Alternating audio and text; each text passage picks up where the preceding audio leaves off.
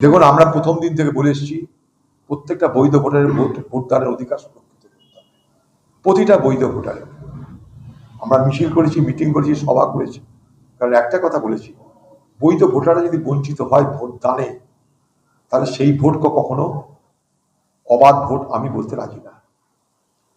বাংলার মুখ্যমন্ত্রীকে আমি দাবি করেছিলাম, চোরটা বাটপারদের জন্য, দুর্নীতিবাজদের জন্য, ধর্ষকদের জন্য সুপ্রিম কোর্ট যেতে পারছে।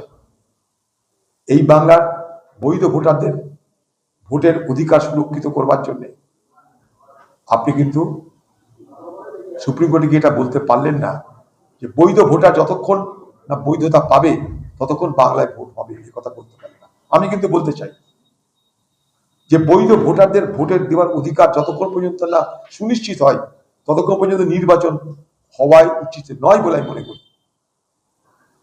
কারণ বৈধ ভোটার ভোট দেওয়ার অধিকার মানুষের সাংবিধানিক অধিকার।